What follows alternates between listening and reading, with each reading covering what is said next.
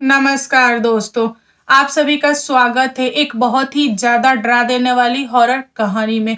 आज की कहानी बहुत ही ज़्यादा खतरनाक है और मैं आप लोग के साथ शेयर करने वाली हूँ एक ऐसी दुष्ट आत्मा की कहानी जिसने एक हँसते-खेलते परिवार को बर्बाद कर दिया। तो चलिए दोस्तों बिना देर किए इस कहानी को स्टार्ट करते हैं। आज की कहानी रायगढ़ की कहानी है। वहाँ पर एक गरीब फैमिली थी जिसमें 4 सदस्य थे। एक मीरा जी जो लोगों के यहाँ घूम के काम-काज वगैरह करती थी और उनके जो पति थे शैलेश जी वे हमेशा चारपाई पे पड़े रहते थे क्योंकि वे अपंग थे और उनसे कुछ काम वगैरह नहीं हो पाता था। मीरा जी का जो बड़ा बेटा था उसका नाम अजीत था और उनका जो सेकंड नंबर का बेटा था उसका नाम सतीश था। एक दिन की बात है मीरा जी किसी के यहाँ भी काम पे नहीं गई क्योंकि उनकी बहुत ज़्यादा तबीयत खराब थी। तो उन्होंने अपने बड़े बेटा को बोला कि बेटा आज तू मजदूरी के लिए गांव में मत जा, तू घर पे रह और घर का काम कर क्योंकि खाना वगैरह भी पकाना है, बहुत सारे कपड़े हैं जो तुमको धुलने हैं, प्लस बड़ी मम्मी का भी काम करना है। अगर हम उनका काम नहीं करेंगे तो वे हमें घर से बाहर निकाल देंगी। तो अजीत अच्छा लड़का था, उसने बोला कि ठीक है माँ जैसा तू बोलती है मैं वैसा करूँगा। अजीत घर पे रहा और उसने घर का सारा काम किया, अपना काम किया, बड़ी माँ का काम किया और बाद में बड़ी माँ के कुछ कपड़े थे तो उसको धोया भी और सुखाने के लिए छत पे लेके चला गया। अजीत जिस घर में रहता था वह घर उसका खुद का नहीं उसके बड़ी माँ का था और बड़ी माँ ने उसे एक कमरा दिया हुआ था जिस कमरे में सारे के सारे लोग यानी कि ये माँ बाप और दोनों भाई रहते थे। अजीत जी छत पे तो चले गए थे कपड़ा डालने के लिए, वे कपड़ा फैला रहे थे। तभी अचानक पता नहीं क्या हुआ कि वे छत से नीचे गिर गए। जैसे ही वे नीचे गिरे उनकी जो बॉडी थी वह अजीब तरह की हो गई। पूरा जो सर था वो घूम गया था, हाथ पैर मुड़ गया था। ऐसा लग रहा था कि किसी ने बहुत ही बुरी तरह से मार के पीट के फेंक दिया हो। यह सब कुछ देखने के बाद से मीरा जी का होश उड़ गया। मीरा जी ने देखा कि उनका बेटा नीचे गिरा हुआ है। वह भूल गई कि वह बीमार है, उनसे उठा नहीं जा रहा है। वे तुरंत छलांग लगा के उठी और अपने बेटे को दौड़ के जाके ऐसे छाती से लगा लिया और बहुत तेज तेज रोने लगी। यह देख के अड़ोस पड़ोस के लोग इकट्ठा हो गए, गांव के भी लोग आए और मीरा जी सबसे हाथ जोड़ के बोल रही थी कि प्लीज आप लोग मेरे बेटे को लेके हॉस्पिटल चलो, ऐसा ना हो कि मेरा बेटा दम तोड़ दे। तो गांव के बहुत सारे लोग डर के मारे उस बच्चे को यानी अजीत को हाथ से टच नहीं कर रहे थे। कुछ लोग ऐसे थे जो लोग आगे आए। जैसे ही उन लोगों ने अजीत को ऐसे टच करके देखा तो वे लोग समझ गए कि बच्चा इस दुनिया में नहीं है। गांव के लोगों ने मीरा जी को समझाया और बोला कि देखिए अब कोई फायदा नहीं है हॉस्पिटल जाके, बेहतर है कि इसके काम वगैरह के पीछे आप पड़िए। मीरा जी को समझ में आ गया था कि उन्होंने अपना एक बेटा खो दिया है। अब वह गांव वालों को बोली कि आप लोग ही मदद कीजिए। मेरा जो छोटा वाला बेटा है जो कि 15 साल का है वह अकेले ये सब कुछ कैसे कर पाएगा और उसके जो पिता हैं वे हमेशा चारपाई पे लेटे हुए हैं, तो संभव नहीं है कि यह सब कुछ अकेले हो पाएगा और मैं नहीं कर पाऊंगी क्योंकि मैं माँ हूँ और मैं खुद ले जाके अपने बेटे को शमशान घाट में सारी चीजें नहीं कर सकती, आप लोग मेरी मदद कीजिए। तब गांव के लोगों ने बोला कि आपके जेठानी के बच्चे हैं उनसे आप मदद मांगिए। दौड़ती हुई मीरा जी जेठानी के पास गई और उनके पैर छान के मतलब पैरों में गिर के बोली कि दीदी एक बार तुम उठा लो मुझे, तुम मुझे संभाल लो, मेरा बड़ा बेटा रहा नहीं, जो कुछ भी है तुम्हारे ही है। एक काम करो अपने बेटे को बोलो ना कि क्रियाक्रम वगैरह कर दे, अकेले मेरा छोटा बेटा नहीं कर पाएगा। इतना सुनने के बाद से जेठानी ने एक लात खींच के मारा मीरा जी को और बोला कि तू भाड़ में जा, क्या होगा तेरे साथ मुझे कुछ लेना देना नहीं है। अगर तुम बहुत उड़ रही हो तो हम तुमको अपने घर में रहने नहीं देंगे। तुम्हारा बेटा दुनिया छोड़ दे, चाहे कुछ भी हो, चाहे दूसरा वाला भी दुनिया छोड़ दे, हमको फर्क नहीं पड़ता है। तुम चलो मेरे घर का काम करो, मेरा जूठा बर्तन है उसको साफ करो। दोस्तों, आप लोग सोच सकते हो कि किस लेवल की होंगी उसकी बड़ी माँ। उसकी बड़ी माँ बहुत ज़्यादा दुष्ट थी। मीरा जी ने खुद को संभाला और बोला कि ठीक है दीदी, मैं सारा काम करूँगी, मुझे बस थोड़ा टाइम दे दो। मीरा जी गाँव के लोगों के पास गई, सरपंच के पास गई और सरपंच को सारी बातें बताई। गाँव के बहुत सारे लोगों ने चंदा इकट्ठा किया और मीरा जी को दिया ताकि वे अंतिम संस्कार कर सके। मीरा जी के छोटे वाले बेटा सतीश सतीश जी ने अपने बड़े भाई का अंतिम संस्कार किया। दोस्तों, 1 डेढ़ महीना बीत गया था। घर में जैसे पहले चलता था वैसे ही चल रहा था। अब सतीश जी अपने भाई की जगह पर गांव में घूम घूम के मजदूरी करना स्टार्ट कर दिए थे। मीरा जी अपनी जेठानी के यहाँ काम कर रही थी, लोगों के यहाँ भी जा जा के काम कर रही थी। एक दिन की बात है, सतीश का तबीयत सही नहीं लग रहा था। उसने अपनी माँ को बोला कि माँ, एक काम करता हूँ, मैं आज खेत पे नहीं जाऊंगा क्योंकि मेरी तबीयत सही नहीं लग रही है। तो मीरा जी बोली कि ठीक है बेटा, तू आराम कर, मैं खेत पे चली जाऊंगी तेरे जगह पे काम करने के लिए। अब सतीश को थोड़ा बुरा लगा। उसने सोचा है कि मेरी बूढ़ी माँ खेत में जाएगी काम करने के लिए और जबकि उसका तबीयत भी सही नहीं है, बड़ा भाई भी नहीं है, भाई के गम में हमेशा माँ रहती है, तो माँ का शरीर भी उस लायक अब नहीं है। बेहतर है कि मैं जैसा भी हूँ मैं वैसे ही खेत में चला जाऊँ। अब सतीश उठा, तैयार हुआ खेत में जाने के लिए।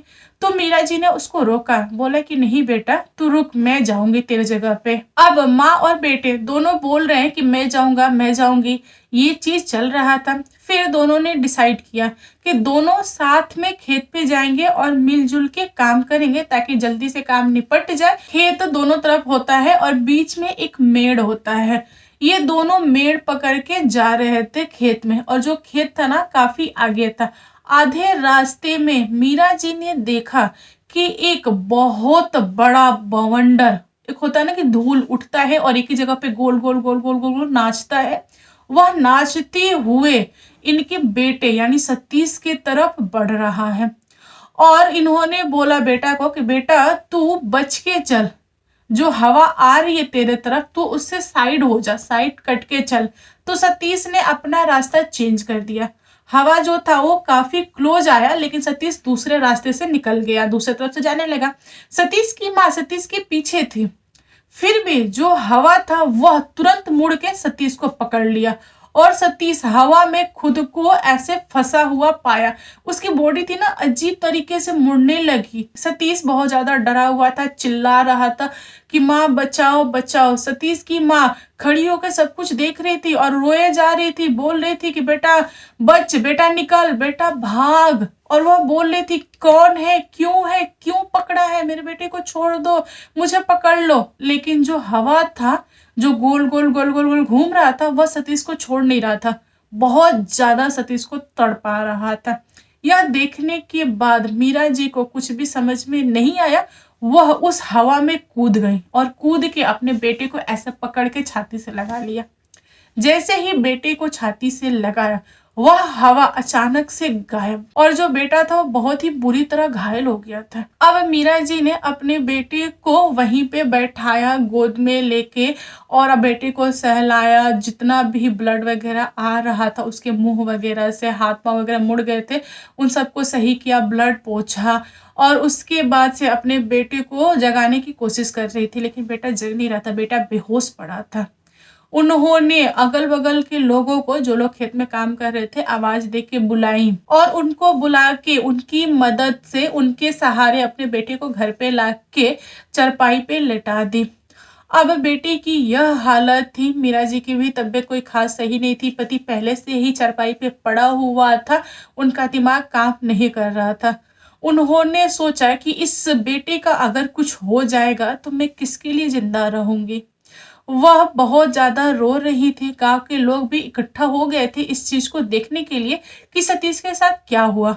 जब लोगों ने मीरा जी से सवाल पूछा तो उन्होंने बताया कि एक हवा मेरे बेटे को पकड़ लिया और उस हवा ने इसकी यह हालत कर दी है।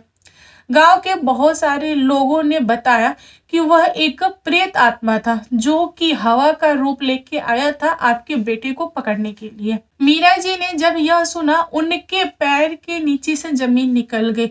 वह गांव के हर एक इंसान के चरणों में गिर के बोल रही थी कि कुछ तो उपाय करो, कुछ तो ऐसा बताओ जिससे मेरा बेटा सही हो जाए, मेरा एक ही बेटा बचा है। गांव के बहुत सारे लोग तरस खा रहे थे, लेकिन किसी के पास कोई हल नहीं था। उन्हीं सारे लोगों में से एक जन ने बताया कि एक मौलवी है जो मेरे जानकार में है, आप एक बार उनसे दिखाओ। मीरा जी दौड़ती हुई गई, मौलवी जी को बुला के लाई। मौलवी जी तो पहले तैयार नहीं थे, वे बोल रहे थे कि नहीं, मेरे पास समय नहीं है, मैं नहीं जा पाऊंगा, एक काम करो, तुम अपने बेटे को यहीं पे ले आओ। मीरा जी ने बोला कि नहीं, ये संभव नहीं है, मैं अपने बेटे को कैसे उठा के लाऊंगी, मेरा बेटा 15 साल का है और मेरी हालत आप देख ही रहे हो, चलिए ना चलिए ना। बहुत टाइम लगा। मीरा जी ने मौलवी जी को मना के घर पे लाई। जब वे घर पे आए, उन्होंने देखा कि सतीश की ये हालत है। उन्होंने बोला कि हाँ, इसके ऊपर एक आत्मा ने अटैक किया हुआ है और वह इसके बॉडी में है। मीरा जी ने मौलवी जी को बोला कि चाहे कुछ भी हो जाए, आप मेरे बेटे को बचा लो, आप जो बोलोगे वह मैं आपके लिए करूंगी। आप बोलोगे गुलामी के लिए तो मैं आपकी जीवन भर गुलामी करूंगी, आप बस मेरे बेटे को बचा लीजिए। मौलवी जी ने बोला कि ठीक है बहन, मैं देखता हूँ। मौलवी जी ने अपने हिसाब से देखा और उस आत्मा को जगा के पूछा जो सतीश के अंदर पड़ी थी कि तुम कौन हो, क्यों कर रहे हो ये सब। जैसे ही आत्मा सतीश के अंदर से उठी, जागी, बोली, वह रोना स्टार्ट कर दी सबसे पहले और रोते हुए बोला कि माँ माँ मुझे बचाओ, माँ मुझे बहुत दर्द हो रहा है, माँ वो मुझे बहुत परेशान कर रही है, वो चाह रही है कि मैं अपने भाई को मार दूं। अब मीरा जी को समझ में आ गया था कि सतीश के बॉडी के अंदर जिसकी आत्मा है वह अजीत की आत्मा है। मीरा जी जो है वह अपने बेटे की आवाज 1 सेकंड में पहचान गई। जैसे ही उन्होंने अपने बेटे की आवाज सुनी, अपने सतीश बेटे को ऐसे गले से लगाया। उनको ऐसा फील हुआ कि वह अपने बड़े बेटे को छाती से लगा रही है। उन्होंने पूछा कि बेटा कौन है, क्यों तुझे परेशान कर रहा है, बता मुझे। यह सुनने के बाद भी आत्मा कुछ बोल नहीं रही है। आत्मा को डर है कि जो इंसान मेरे सामने है वह मुझे देख रहा है, कहीं वह बुरा ना कर दे मेरे परिवार के साथ। मौलवी जी ने बोला उस आत्मा को कि देखो, तुम डरो मत, कुछ भी नहीं होगा, तुम पूरे गांव वालों के सामने हो। अगर तुम्हारे साथ कुछ बुरा हुआ है तुम मुझे बताओ, जिसने बुरा किया है मैं उससे हिसाब किताब लूंगा। तब अजीत की आत्मा को थोड़ी सी साहस आई। उसने बताया कि माँ, मुझे मारने वाला कोई और नहीं, अपनी बड़ी माँ है। यह सुनने के बाद से गांव वाले एकदम से गुस्सा में आ गए। उन लोगों ने पूछा क्यों मारा, कोई तो रीजन होना चाहिए ना। अजीत ने बोला कि मुझे पता नहीं है क्यों मारा, बट उन्होंने ही मुझे मारा।